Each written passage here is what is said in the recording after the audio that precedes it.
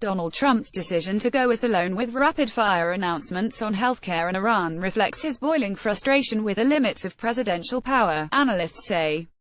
The U.S. president made a brazen move on Thursday night to halt payments to insurers under Barack Obama's healthcare law. Democrats accused him of a temper tantrum and spiteful attempt to sabotage legislation he promised but failed to replace.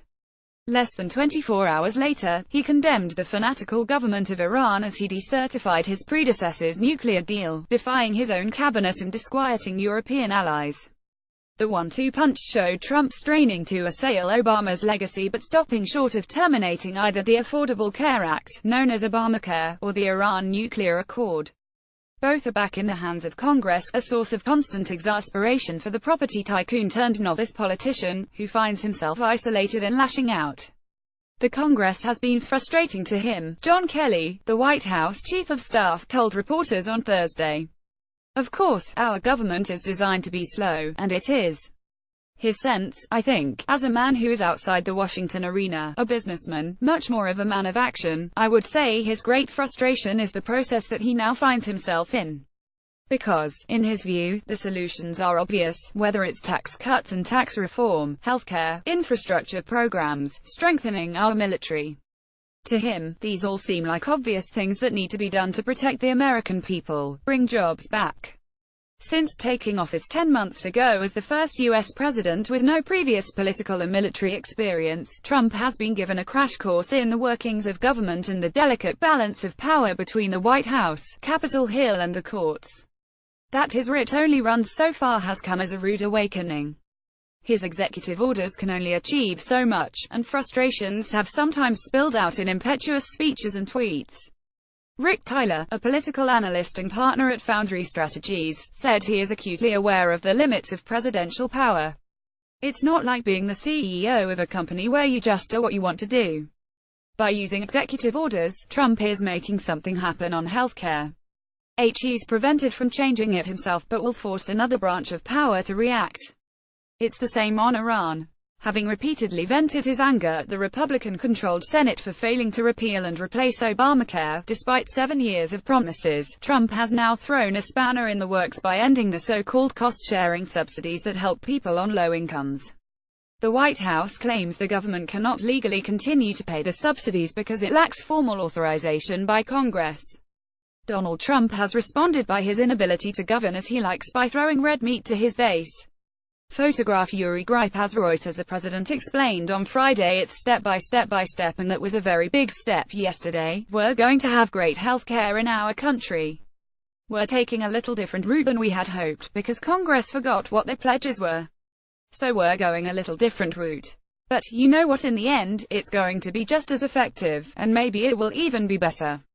The intervention, however, could backfire. It was condemned by Democrats including the House Minority Leader, Nancy Pelosi, who told reporters the president single-handedly decided to raise America's health premiums for no reason other than spite and cruelty. Senator Chris Murphy tweeted Trump's decision to stop ACA payments is nuclear-grade bananas, a temper tantrum that sets the entire health system on fire. My God. Doctors' groups also warned of dramatic, if not catastrophic, increases in premiums across the country and millions of Americans losing coverage. 19 states plan to sue. Trump has previously blamed the lack of healthcare fixes on Obama at Congress, but he now risks being held personally responsible for cutting the system off at the knees. Robert Shrum, a Democratic consultant, said the healthcare thing is madness in both policy and politics. He's willful, he's angry, he's clearly lashing out. He was better off leaving healthcare to Lamar Alexander and Patty Murray, the senators working on a bipartisan deal. Trump's decision to stop ACA payments is nuclear-grade bananas, that sets the entire health system on fire. My God. Senator Chris Murphy. Trump's claim that Iran has not lived up to the spirit of the nuclear deal and his threat to terminate it also put him at odds with his Secretary of State, Rex Tillerson, and his Defense Secretary, Jim Mattis. The Israeli Prime Minister, Benjamin Netanyahu, said he welcomed what he called a courageous decision, but the leaders of Britain, France and Germany said they stood committed to the agreement.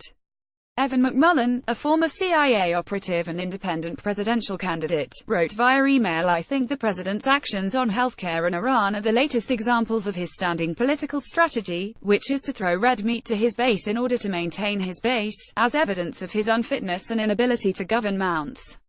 If anything, his use of this tactic seems to be accelerating as it becomes increasingly clear, even to some of his closest friends and political allies, that he is failing." This acceleration coincides with reports of a darkening in Trump's mood.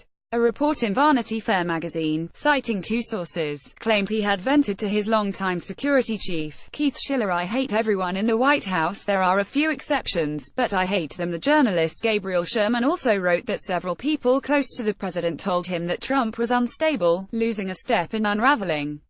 Such concerns appear to be reaching a critical mass. NBC News reported that Tillerson had referred to Trump as a moron. The president insisted the story was false, but challenged Tillerson to an IQ contest. Senator Bob Corker set off a political firestorm when he responded to tweeted attacks by Trump.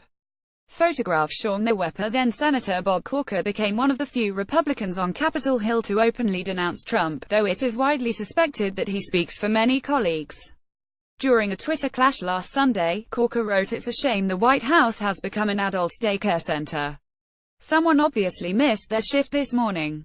In an interview with the New York Times, the senator from Tennessee said, "I know for a fact that every single day at the White House, it's a situation of trying to contain him. He doesn't realize that we could be heading towards World War III with the kind of comments that helps making." He also told The Washington Post on Friday that Trump had castrated Tillerson with remarks about his attempts to talk to North Korea.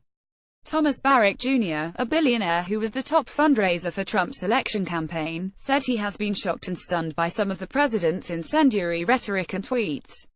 He thinks he has to be loyal to his base. Barrack told The Washington Post, "I keep on saying, but who is your base? You don't have a natural base. Your base now is the world and America, so you have all these constituencies. Show them who you really are. In my opinion, HES better than this. If anyone can get through to Trump, it may be Barrack," one of his oldest friends. Rich Galen, a Republican strategist, said that got everybody's attention because HES a buddy and spoke at the Republican convention. So there seems to be some change. That's part of what's feeding it. McMullin agreed that Trump seemed rattled by the recent criticisms from Tillerson, Corker and Barrack. He probably understands their remarks represent a new stage of acceptance setting in across the country, even among his supporters, that he is unfit and incapable.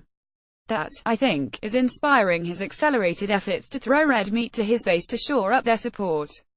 I expect that to continue, if not intensify, and to result in increasing political challenges for the GOP as 2017 and 2018 elections approach and in years to come.